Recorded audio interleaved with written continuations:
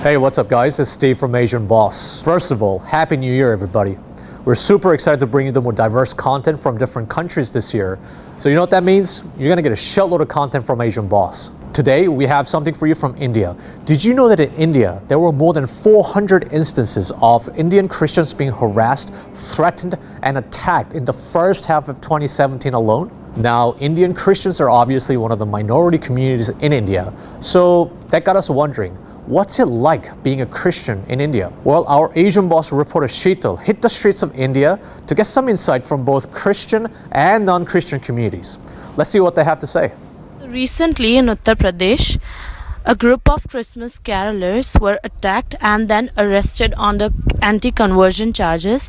Also in another case, Christians are being arrested on the same basis because they were teaching students about this religion and they were celebrating Christmas with them. And so what do you think about this? It's really sad that people take the Christmas and the teachings of the Christmas, or like teaching of the Bible or teaching of our God, in a different way. Have you heard this news and what do you think about this? I did hear about this news. It is disheartening to see that people are getting arrested on anti-conversion charges. This is really shocking because each one has a right to know about other religion. If somebody tells me that if you want to get converted, obviously I'll say no because I love my religion.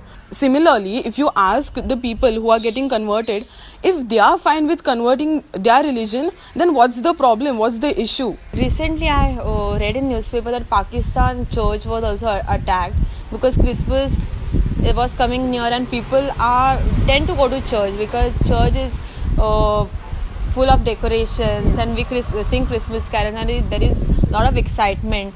So, and this opportunity they don't miss. Like terrorists, they tend to attack people. Like how is it in India itself? India also it does happen. It does happen because people are not given equal importance.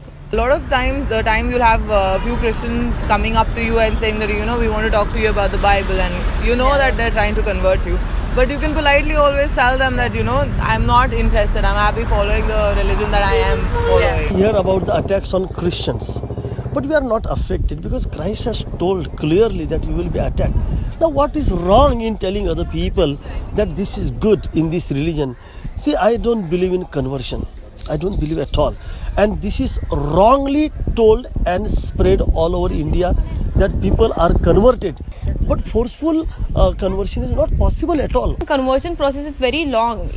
For your information, we have 1 year training for that, and then if they are willing to convert themselves, then we convert. So this is not at all a forceful process, and they are making a big issue out of it in India that we are converting people forcefully. It's more like a political message, nowadays, because our government is more towards a right-wing government. But, we should not be looking at this incident as an attack on minority. We should rather be spreading our message of joy and happiness. And I think it's more to do with education. I think conversion has been the biggest accusations on us Christians whenever we try and share our joy or we, preach Christianity to them. At the same time, some part of Christianity does encourage conversion. So I think there is responsibility on us as well and responsibility on the other part of the community as well. Does these type of incident happen often in India? It's not happening that much, but due to some political parties or some of the problems which keeps on happening around, they try to raise issue towards it, and they just have the advantage of making issue like remove the Christians or remove the Hindus, remove the Muslims. That may be true for smaller cities. I'm from Delhi and I've been in Bombay and I've not really seen any of this. I've not seen any bias towards Christians so much. In different parts of the states, things like this happens. The minority communities, not just Christians, other minority communities are affected due to the major communities that exist. It's not good. In a democratic country, these things happening are not good.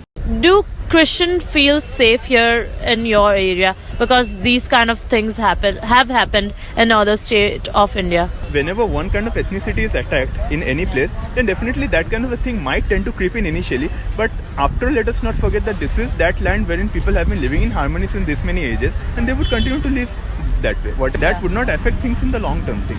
Definitely it won't. That is the kind of culture we have here. After that incident, Christian community had demanded greater security for their community in that state of region. As far as security is concerned, if there are threats, I think the government should take initiative and provide security to them. That's the first and foremost thing to do. Important thing is people should feel safe. Whether it's a Muslim or a Hindu or a Christian or other minorities. Whenever there are threats, the government should take steps to make sure that the minorities are safe in this country. And what do you think, what actions should be taken? The person who is doing this has to understand that the way he has the right to live and worship his own religion, other people also have the right to worship their own religion. That is the only way. People have to understand that they have to mind their own business. And awareness through proper medium so that it can reach the masses in the proper, most possible way, which actually happens to be the proper role of education. So I think among people of India there is inclusiveness, but at the same time there are certain political aspects that cause problems. But I think we should not focus more on the problems. I think we should focus more on being together, being inclusive. Thank you so much, Sheetal. Doing these street interviews is not an easy task. It takes a lot of time to plan, coordinate, and execute these interviews. So Sheetal did a great job in getting the honest opinions from these interviewees. We do this because we have a vision of being able to bring the most authentic insight into the latest news and cultural trends from all over Asia. It's gonna happen. So I hope you guys join the vision and do what you can to get this message out. Thanks for watching and see you next time.